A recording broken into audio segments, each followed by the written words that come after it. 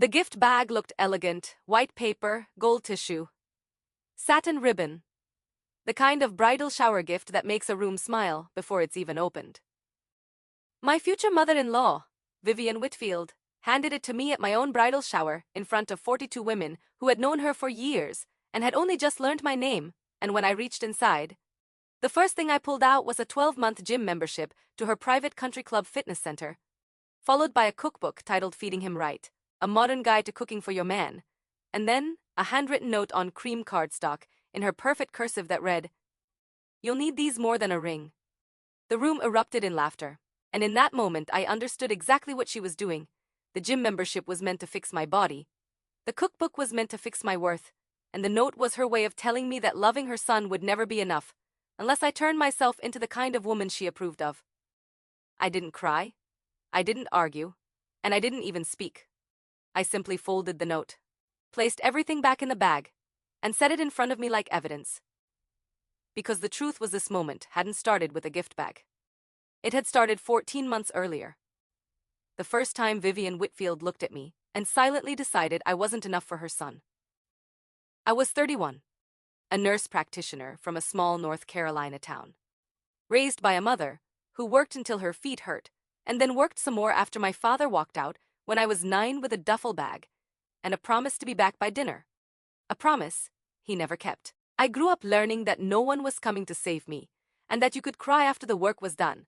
So I worked night shifts at a gas station while studying during the day, counting every dollar, building a life piece by piece until I had a small apartment, a steady career, and the quiet pride of knowing everything I owned had been earned. Then I met Daniel Whitfield, a corporate attorney with a stitched hand and the kind of steady kindness that made you feel safe instead of judged. He asked about my day like he truly cared about the answer, listened when I talked, never tried to fix my pain just to make himself feel useful.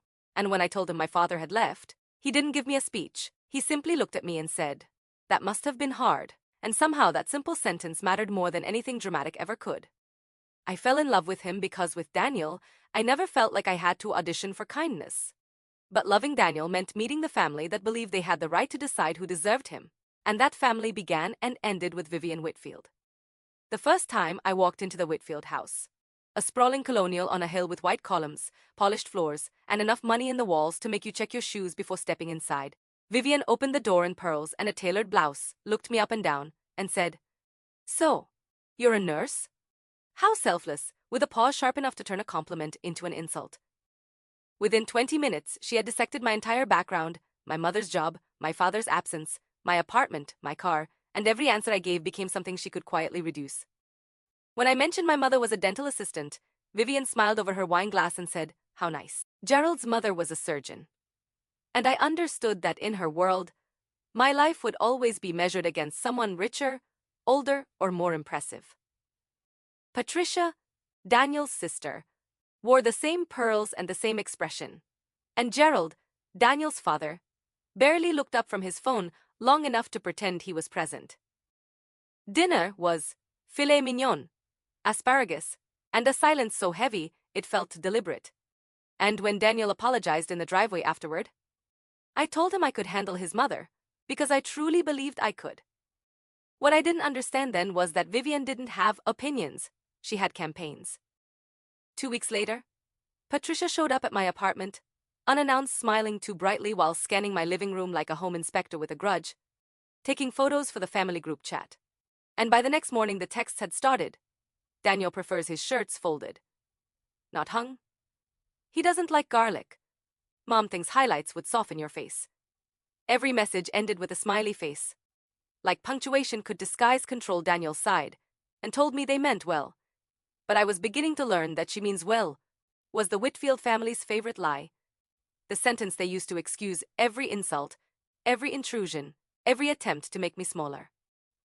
Vivian controlled, Patricia enforced, Gerald funded, and Daniel, the man I loved, had spent his whole life trying to keep peace in a house where peace only existed when everyone obeyed Vivian. When Daniel proposed in the same coffee shop where we'd had our first date, sliding a simple solitaire ring across the table instead of making a public show of it, I said yes before he finished the question because I loved him and the life we were building together. But Vivian's response wasn't joy. it was silence, followed by "Shouldn't we discuss this as a family first?" And that was the moment she decided our wedding belonged to her. Within days, she hosted an engagement party at the country club and didn't invite my mother because she assumed she'd be uncomfortable in that setting. Then spent the evening introducing me to her friends as Daniel's fiancé, with a pause before the title that made it sound like an unfortunate technicality. Patricia posted a picture of my ring in the family group chat with the caption "Sweet. Very dainty," and in Whitfield language, dainty didn't mean elegant. It meant small, cheap, not enough. Daniel and I wanted a simple wedding, 80 guests, an outdoor ceremony at a vineyard, wildflowers, farm tables, food that felt warm instead of staged. Vivian wanted a Whitfield production, and within a week she had added 40 of her own guests, changed the menu, changed the flowers, changed the reception setup, and increased the budget by $14,000 before I even knew it was happening. When Daniel confronted her, she cried and called it help, called me rigid, called herself a mother trying to be included, and when I changed the venue passwords and locked her out, she simply found another way in, through the vendors.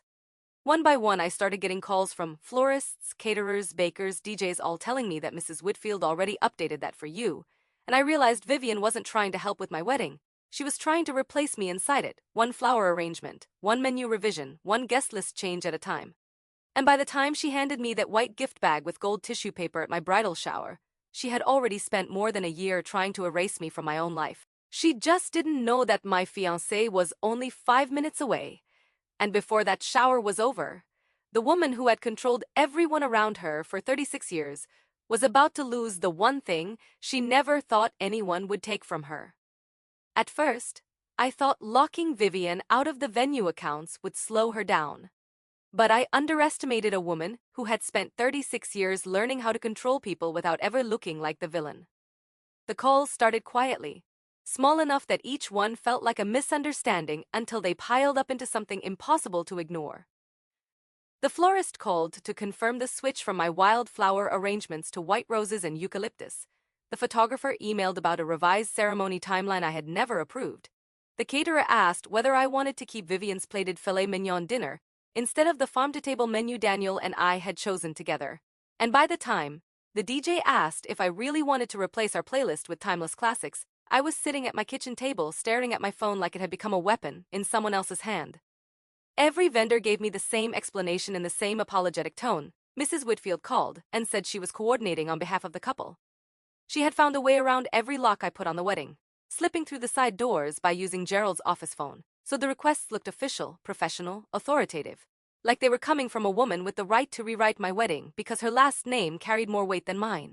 Daniel confronted his father, but Gerald did what Gerald always did.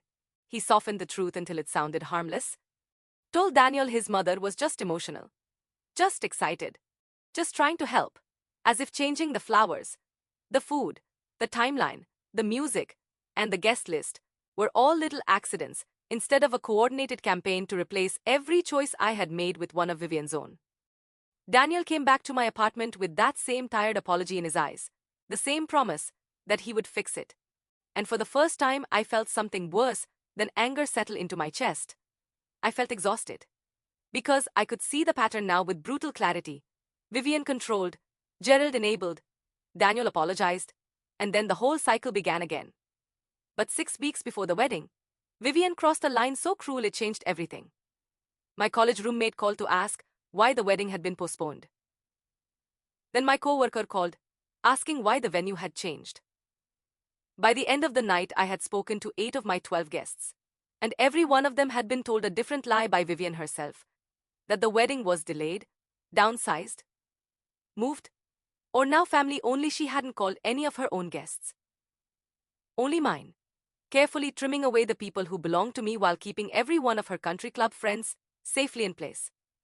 And I stood in my kitchen with my phone in my hand, realizing that my future mother-in-law wasn't just trying to control the wedding anymore. She was trying to erase me from it. Guest by guest. Detail by detail. Until all that was left was a Whitfield event with my name barely attached to it. Daniel went to confront her the next morning. And of course, Vivian cried. Not soft, honest tears, but the kind that arrive on command, mascara perfect tears, sharpened into a performance about sacrifice and motherhood. and how no one appreciated everything she had done for the family. While Patricia stood nearby adding her own polished little comments about how I was being rigid, and how Vivian only wanted to feel included. Daniel sat through 40 minutes of it.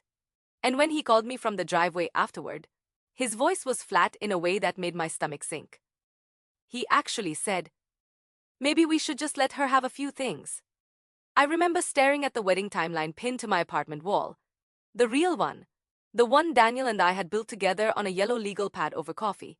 And realizing with perfect clarity that he still didn't understand the difference between being asked to compromise and being erased. She didn't ask for a few things, I told him. She took them. A few days later, I was at Sunday dinner at the Whitfield house when I stopped in the hallway on my way back from the bathroom, caught by an old framed photograph of Vivian at what had to be her own wedding reception. She looked so young in it. Maybe 22, smiling too carefully in a white dress, while Gerald's mother, Rose, stood behind her turned completely away, ignoring her in the middle of her own reception. Gerald found me there, and, maybe because he was tired, or maybe because the truth slipped out before he could stop it, he admitted that Rose had never thought Vivian was good enough for the Whitfield family. That Vivian had spent 15 years trying to win over a woman who kept her at arm's length until the rejection hardened into bitterness. For 1 second, I felt sorry for the girl in that photograph. The one trying to look like she belonged while someone silently told her she never would. But that sympathy didn't survive the next thought, because that girl had been given 36 years to choose differently. 36 years to break the cycle instead of becoming the very thing that once broke her, and instead she had perfected it. Then, 4 weeks before the wedding, the truth finally landed in my lap in a way Daniel could no longer look away from. Our photographer accidentally forwarded me an entire email chain, 47 emails, 4 months of correspondence, every secret change Vivian had made behind my back, laid out in black and white. There it all was. Instructions to cancel my wildflowers and replace them with white roses. Messages changing the menu, the cake flavor, the tables, the timeline, the playlist, and at the bottom of every single thread, the same quiet proof that Gerald had not been innocent or clueless at all. He was copied on everything. He had watched it happen in real time and chosen silence every single time. But the email that hit me hardest wasn't about flowers or music. It was one line to the caterer: "Please remove the vegetarian options. They won't be needed." My mother was vegetarian. Vivian knew that because she'd asked at dinner months earlier, and now here she was, deliberately removing the one meal my mother would have needed from the wedding menu, as if even my mother's presence was too much of me to tolerate. I sat in my car in the clinic parking lot with my lunch untouched, and my hands shaking around my phone, reading those 47 emails over and over, until the hurt hardened into something colder and steadier. That night I went home, opened my laptop, and built a case. I screenshotted every email, compared every change against the original contracts Daniel and I had signed, color-coded every lie, every unauthorized revision, every quiet act of sabotage, and then I called every vendor myself and locked every account with new passwords only I knew. I didn't call Daniel until 3 days later because I didn't want him to hear about what his mother had done. I wanted him to see it. I sat him at my kitchen table, opened the folder, and let him read all 47 emails in silence. I watched his face change line by line, watched confusion turn into disbelief. Disbelief turn into humiliation, and humiliation turn into something I had never seen in Daniel Whitfield before: cold, exhausted fury. When he got to the line about removing the vegetarian meal for my mother, his jaw tightened so hard, I thought he might crack a tooth. When he saw Gerald's name copied on every email, he closed the laptop slowly and just sat there in silence, like a man realizing the family he had spent his whole life defending had finally made honesty impossible. He asked me what I wanted him to do, and I told him the truth. I didn't want him to react out of guilt, pressure, or loyalty to me. I wanted him to know what was real and then decide for himself what kind of family he wanted to belong to. He stayed that night, reading the folder again and again, while the last weak wall of She Means Well finally collapsed under the weight of documented lies. And then, almost as if she couldn't resist proving me right, Vivian announced she was hosting my bridal shower. She booked the Laurel Room, invited 42 women, most of them hers, and called it her gift to me. Daniel told me over the phone waiting for me to say no, but I didn't. I thought about the folder on my desktop, the 4 months of secret emails, the woman who needed an audience for every act of cruelty so she could disguise it as charm, and I realized something simple. If Vivian wanted a stage that badly, I was going to let her stand on it. I told Daniel yes. Let her host it. Let her invite every country club wife, every church committee friend, every woman who had spent years applauding her performance of perfection. Because women like Vivian always make the same mistake in the end. They think if they control the room, they control the truth. 3 days before the shower, I printed every email, every comparison, every change, and put the whole stack into a manila envelope. Then I slid it across my kitchen table to Daniel and told him, "Your mother is going to do something at this shower. I don't know what, but she will. And when she does, you'll have a choice."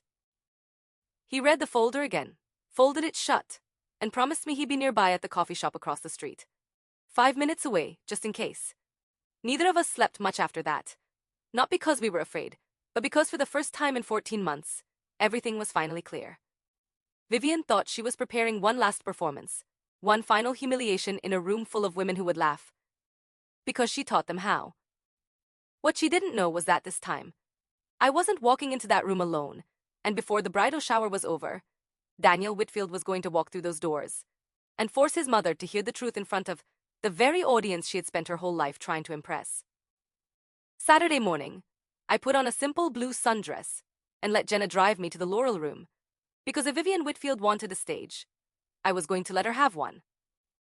The moment I stepped inside, I knew exactly what kind of performance she had planned. The room was decorated in champagne and sage, Vivian's colors, not mine, and every wall, every table, every beam, in that restored barn, was covered with photographs of Daniel. Daniel as a little boy learning to ride a bike. Daniel in his Little League uniform. Daniel at prom. Daniel at law school graduation. Daniel smiling beside Gerald. Daniel with Vivian pinning a boutonniere to his jacket. Not a single photo of me. Not one image of us as a couple. Even the banner above the gift table read our Daniel's next chapter, as if the wedding were something happening to him, and I was just the woman standing nearby. My mother sat near the back already looking uncomfortable. Not because she didn't belong there, but because Vivian had designed the room to make sure she felt like she didn't. Then the games started. And of course they weren't about marriage, or love, or celebration. They were a public exam on Daniel's childhood. 10 questions designed so only the people who had known him since birth could answer them. What was his first pet's name? What street did he grow up on? Who was his kindergarten teacher? I got 3 out of 10, and Vivian announced my score into the microphone with a laugh so polished it almost sounded kind. "Don't worry, dear. You'll learn," she said, and the room laughed along because that's what rooms like that do when the queen gives them permission. My mother stared at her napkin. Jenna squeezed my hand under the table so hard her fingers hurt. Then came the gifts. My mother gave me a handmade recipe box filled with family recipes in her own handwriting. Jenna gave me a scarf in the exact blue I'd chosen for the wedding. And Lisa gave me a sweet card and a gift card, small, sincere gifts from people who loved me for who I actually was. Vivian barely looked at them. She was waiting for her moment. And when it came, she stood up with that white bag in her hands like she was presenting the main event. "I saved mine for last," she said, smiling as she set it in my lap. And I could feel the room lean forward. 42 women shifting into the kind of silence that only comes right before someone expects a punchline. I pulled out the gym membership first. A few women laughed. Then the cookbook, Feeding Him Right, a modern guide to cooking for your man. The laughter got louder. Then I unfolded the cream card stock and read the note in Vivian's perfect cursive. "You'll need these more than a ring." Patricia laughed first, sharp and deliberate, the kind of laugh that tells everyone else what they're supposed to do. And then the rest of the room followed. Wave after wave of laughter from women who either thought it was funny or were too weak to resist the woman who had taught them how to laugh on command. My mother looked at the floor. Jenna's hand trembled under the table as she reached for her phone. And me, I didn't cry, I didn't stand up. I didn't give Vivian the reaction she had spent weeks planning for. I folded the note carefully, placed it back in the bag, set the bag on the table, and then I looked at Vivian in complete silence. That silence changed the room faster than any speech could have. The laughter began to die, Not because anyone suddenly grew a conscience, but because my stillness ruined the script. Vivian had expected tears or embarrassment, or some desperate attempt at a joke. She expected me to perform gratitude while she humiliated me. Instead, I sat there with my spine straight and my hands folded, and one by one, women stopped smiling. Patricia lowered her phone. Vivian shifted in place and smoothed her blazer. The room went quiet, in the way a room goes quiet, when it realizes the joke may not have been a joke at all. Under the table, Jenna texted Daniel 2 words. Come now. 5 minutes later, the door opened. Daniel walked in wearing the same blue button-down he had worn on our first date, breathing like he had run the whole way from the coffee shop across the street, and every woman in that room turned to look at him. He didn't look at his mother first. He looked at me. He saw the bag on the table, the dry eyes on my face, the room full of women suddenly pretending not to understand what had happened, and then he walked straight to the gift table. He picked up the gym membership and read it. Then the cookbook. Then the note. I watched his jaw tighten so slowly it felt like a lock turning. Vivian found her voice first. Daniel, sweetheart, it was just a joke. We were having fun. But Daniel didn't even answer her right away. He held up the note so the women in the front row could see it, and asked one simple question in a voice so calm, it was almost terrifying. Who's laughing now, Mom? No one was. The room had gone so still I could hear the string lights buzzing overhead. Patricia's camera was still recording red light blinking, capturing every second of the moment she had meant to use against me. Vivian reached for Daniel's arm, but he stepped back just enough to draw a line. Then he walked to the microphone stand Vivian had used for her games, picked it up, and turned to the room. He didn't shout. He didn't shake. He spoke with the same level, professional calm he used in court, and somehow that made every word hit harder. He said he wanted every woman in that room to hear him clearly, and then he looked straight at his mother and said he had read every single email she had sent to our wedding vendors over the past 4 months, all 47 of them. You could feel the air change. Faces shifted. Shoulders straightened. Eyes dropped. He told them she had changed the flowers Morgan chose. Changed the menu. Changed the cake. Changed the timeline. Changed the music. Changed the tables. Called 8 of my guests and lied to them about the wedding. And even removed the vegetarian meals from the menu knowing my mother would need one. He said Gerald's office phone had been used to make the vendor calls. Gerald's email was copied on every message. And then he held up the note again and read it out loud so there would be no confusion. You'll need these more than a ring. Vivian's face drained of color. Patricia stood frozen beside the tripod. My mother covered her mouth with one hand. And then Daniel looked at Vivian and said the sentence that finally ended her 36-year reign over everyone in that family. You're not invited to our wedding. Vivian gasped like the air had been ripped out of her chest. Patricia jumped in immediately, telling him to stop, telling him they could talk privately. But Daniel didn't even glance at her. She didn't humiliate Morgan privately, he said. She did it in front of 42 people, so no, we're not doing this privately. Then he turned to the room and looked at every woman who had laughed. He told them they had all sat there while his mother handed the woman he loved a bag, designed to humiliate her, and had treated it like entertainment. And not one of them could meet his eyes. Vivian finally snapped. All the polish, all the grace, all the carefully measured control she had built her life around shattered in front of everyone. She screamed that she had raised him, paid for his education, built this family's name, and now he was choosing her, a nurse from Brevard, over his own mother. She said my father had left and asked what kind of wife I could possibly know how to be. My mother stood up in the back when she heard that, and Jenna had to put a hand on her arm to stop her from walking forward. But she didn't need to defend me, because by then Vivian was doing something far more devastating than insulting me. She was exposing herself. Women started gathering their purses and leaving one by one. Not dramatically, not with speeches, just quietly slipping out of the room the way people leave a building once they smell smoke. No one comforted Vivian. No one stayed to defend her. The same audience she had spent decades trying to impress abandoned her chair by chair. And suddenly the woman who had controlled every room she entered was sitting in the middle of one she could no longer command. When the room was half empty, I finally stood. I walked to the gift table, picked up the white bag with the gold tissue paper, and carried it over to Vivian, where she sat crying into her hands. I placed it gently in her lap and looked down at her. Not with rage. Not with triumph. But with the kind of calm she had never been able to stand in me. Then I said the line I had been saving from the moment I unfolded that note. I think you'll need these more than I will. She stared up at me with mascara on her cheeks and shock in her eyes, and I kept going, low enough that only the women still in the room could hear me. The gym membership might help with the stress. The cookbook would probably be useful too, because Gerald was going to need dinner while he explained those 47 emails. And as for the ring, I lifted my left hand and looked at the simple solitaire Daniel had slid across a coffee shop table months earlier. The one Vivian had spent over a year trying to prove I didn't deserve. I earned this, I told her. And I earned the man who gave it to me. Then I turned away. Jenna stood. My mother stood. Daniel set the microphone back on its stand. And the four of us walked out of the Loro room together into the bright gravel parking lot. My mother, who had held herself together through every insult. Jenna, who had known exactly when to call Daniel. Daniel, who had finally chosen truth over legacy. And me, the woman Vivian had spent 14 months trying to erase and had failed to move even an inch. My mother hugged me so tightly in that parking lot her chin trembled against my shoulder, and in a voice thick with everything she had swallowed all morning, she whispered, "Your father would have been proud of you."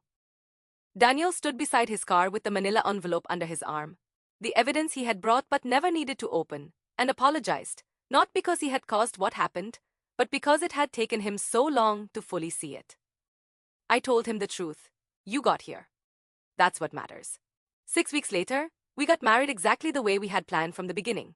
At Wildberry Creek Vineyard, with our original 80 guests, wildflowers on every table, farm-to-table food, carrot cake, because it was Daniel's actual favorite. Vegetarian plates for my mother and the other guests who needed them, and an $800 dress I had bought with my own money because it made me feel like myself. Vivian wasn't there. Patricia sent a card with no apology and a gift card to Target. Gerald mailed a $5,000 check with a note that said he was sorry. He never said anything. I deposited the check and never replied. Vivian sent nothing, and for the first time in 14 months, her silence didn't feel like rejection, it felt like peace. The fallout came quietly after that, exactly the way people like Vivian fear most. Women from the church fundraiser stopped calling. Country club friends stopped inviting her to lunches. She just didn't know that my fiancé was only 5 minutes away. And before that shower was over, the woman who had controlled everyone around her for 36 years was about to lose the one thing she never thought anyone would take from her. At first, I thought locking Vivian out of the venue accounts would slow her down. But I underestimated a woman who had spent 36 years learning how to control people without ever looking like the villain. The calls started quietly, small enough that each one felt like a misunderstanding until they piled up into something impossible to ignore. The florist called to confirm the switch from my wildflower arrangements to white roses and eucalyptus. The photographer emailed about a revised ceremony timeline I had never approved. The caterer asked whether I wanted to keep Vivian's plated filet mignon dinner instead of the farm-to-table menu Daniel and I had chosen together. And by the time the DJ asked if I really wanted to replace our playlist with timeless classics, I was sitting at my kitchen table staring at my phone like it had become a weapon in someone else's hand.